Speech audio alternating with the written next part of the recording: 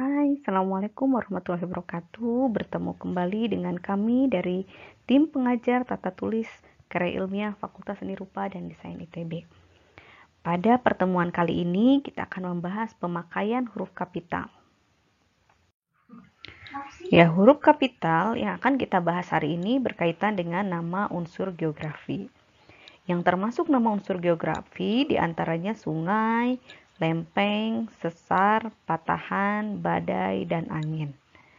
Nah, seperti kata sungai, pada contoh berikut ditulis dengan huruf kapital karena dia diikuti nama Cikapundung. Begitu pula untuk kata lempeng, ditulis dengan huruf kapital karena diikuti nama Asia. Kata sesar diikuti nama Watukoro, jadi dia harus kapital. Patahan Lembang karena ada kata Lembang, maka dia harus huruf kapital.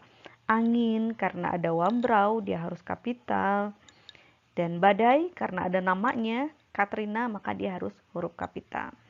Jadi setiap unsur geografi yang diikuti nama harus ditulis dengan huruf kapital. Agar lebih jelas, kita lihat contoh pemakaiannya dalam kalimat. Seperti telah dijelaskan sebelumnya, bila unsur nama geografi tersebut tidak disertai nama, ditulis dengan huruf kecil. Misalnya pada kalimat berikut. Bandung adalah daerah yang dikelilingi gunung. Kata gunung termasuk unsur geografi yang tidak diikuti nama, sehingga ditulis dengan huruf kecil. Namun pada contoh kedua, bila unsur nama geografi tersebut diikuti nama, harus menggunakan huruf kapital. Seperti di sini, di wilayah Papua sering dilanda angin Wambrau. Nah, Wambrau, karena ada Wambrau, angin pada kalimat tersebut dia harus ditulis dengan huruf kapital karena angin termasuk pada unsur geografi. Selanjutnya, kita akan membahas nama jenis.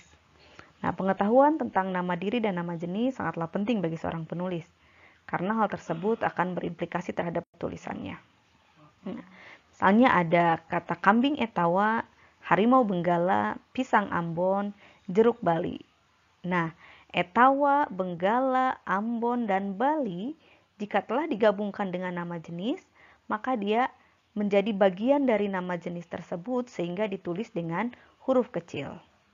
Nah, nama jenis terbagi menjadi dua, yaitu nama jenis bernyawa dan nama jenis tak bernyawa.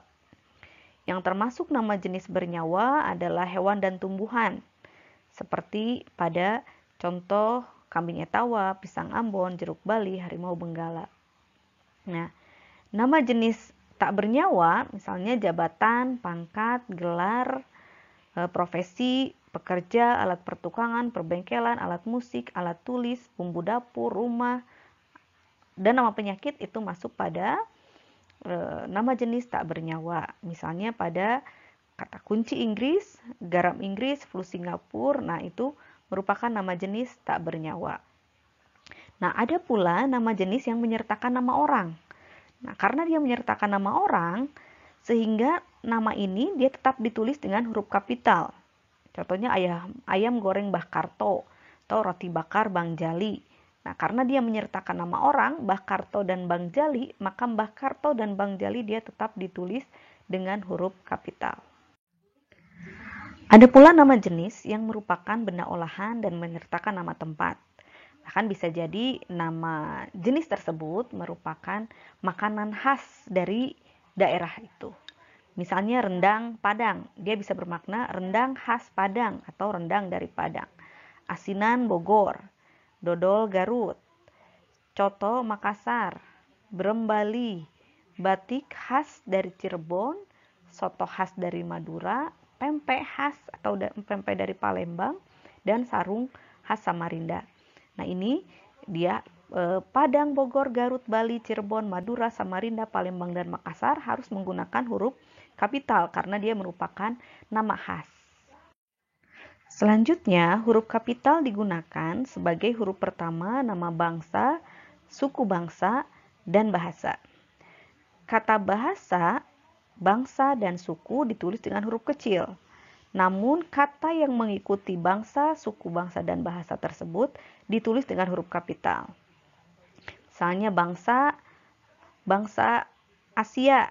Nah, karena dia ada kata Asia, maka ini menjadi kapital.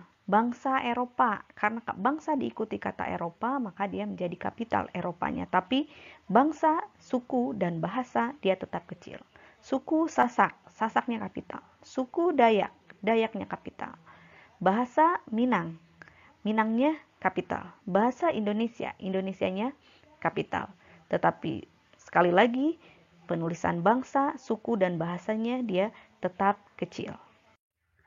Untuk penggunaan kata bahasa, terdapat aturan khusus jika dia menjadi nama mata kuliah atau nama mata pelajaran. Kita lihat contoh penggunaannya dalam kalimat. Pada kalimat pertama, setiap Senin ada mata kuliah bahasa Indonesia. Bahasa Indonesia di sini dia menjadi nama mata kuliah atau nama mata pelajaran. Sehingga bahasa Indonesia penulisannya B-nya harus kapital. Sedangkan pada kalimat kedua, sejak kecil Huria sudah dibiasakan menggunakan bahasa Inggris ketika berkomunikasi dengan orang tua. Bahasa Inggris di sini bukan merupakan nama mata pelajaran atau mata kuliah, sehingga penulisannya mengikuti aturan yang telah dijelaskan sebelumnya, yaitu bahasa tetap ditulis dengan huruf kecil. Selanjutnya, huruf kapital dipakai sebagai huruf pertama kata penunjuk hubungan kekerabatan seperti bapak, ibu, kakak, adik, dan paman, serta kata lain yang dipakai sebagai penyapaan atau pengacuan.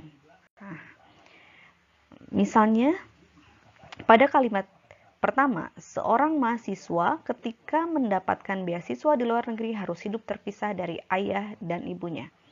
Ayah dan ibu di sini merupakan kata yang menunjukkan hubungan kerabatan, tapi dia tidak menjadi sapaan, sehingga penulisannya tetap kecil. Nah, beda dengan kalimat kedua, dalam seminar besok, Bapak dapat memberikan sambutan.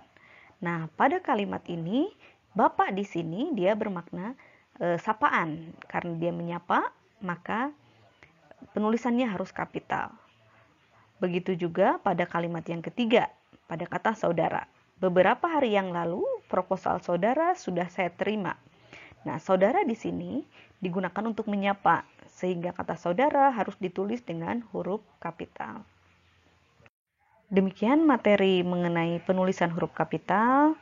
Sampai bertemu lagi di segmen selanjutnya. Terima kasih.